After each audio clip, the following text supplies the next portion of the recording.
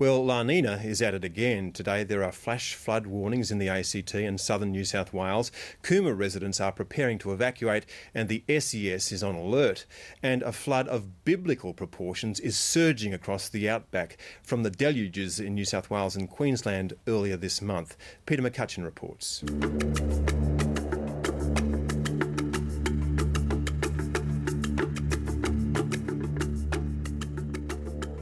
Two enormous floods, one from the RORY district to the east, the other from Queensland to the north, are converging.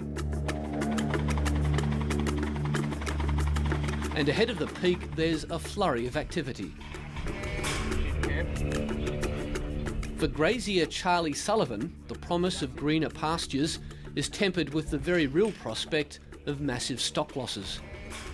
Well, last year we had the river coming up out here, and we've got a channel that runs straight through here, and it just spreads out like a wave, essentially. This is a part of Australia where the difference between high and low country is measured in inches. And Charlie Sullivan has called in the choppers to move 2,000 head of sheep to safer ground.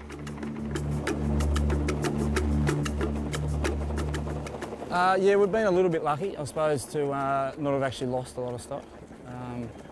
But now we're getting these out to dry ground, it makes us feel a lot better, that's for sure.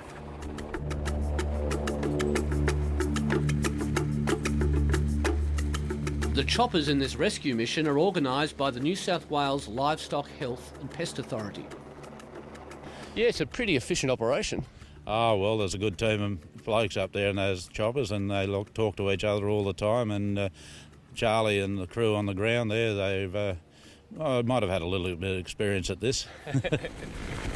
How do the sheep feel about being airborne? I think they'll be happy if they knew what was coming, if they knew what the other end was and what was coming, so no, they seem they'll be right, they enjoy it. Sheep can't survive very long even in shallow water, so an operation like this saves the grazier hundreds of thousands of dollars. There's such a fine line here, isn't there, between high ground and low ground? Well, there's not many hills around here, mate, no. Someone once told us, so why didn't they move them up into the high ground? Well, there's not much high ground. On a nearby property, grazier Michael Davis is nervously watching the Kalgoa River rise. When 7:30 visited, the levee bank around his house had broken and was threatening to break over another levee protecting 5,000 sheep. The levee eventually held, but for this grazier it's been an unprecedented 4 consecutive years of flooding. So next year we're hoping for at least one dry year. Well, I said to the neighbour here about a month ago, I said, I don't think we've got any chance of a flood this year because we had a big one last year. So I'm not saying anything anymore. I'm too old to. I've learned a bit from that. Further south, the activity is shearing rather than chopper rescues. Sheep are easier to handle without the burden of their fleece. And grazier Sue Glover has had weeks to prepare for the floodwaters that originated in the RORY district all those weeks ago. There is a possibility it can come across backcountry here, and if that happens, then yeah, we'll probably have them all nearly in the lounge room, but other than that, we'll be fine, I hope.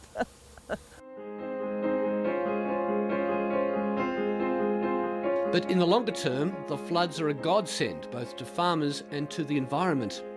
The Narran Lakes between Brewarrina and Walgett are internationally recognised wetlands and one of the environmental wonders of the Murray-Darling Basin.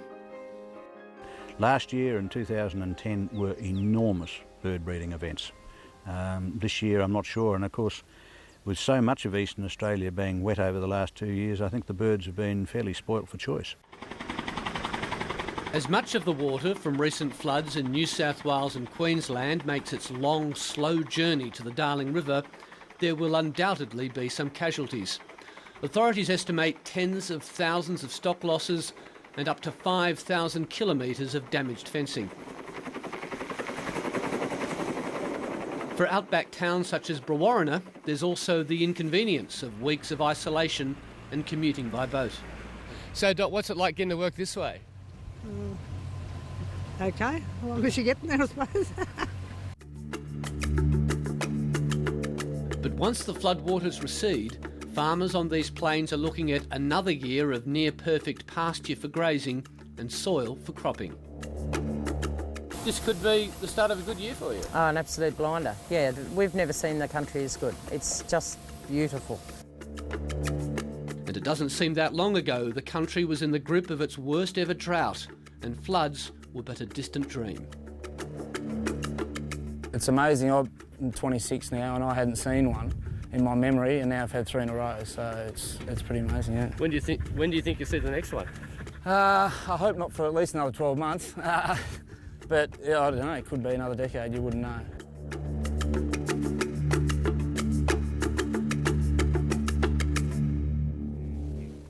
Peter McCutcheon reporting.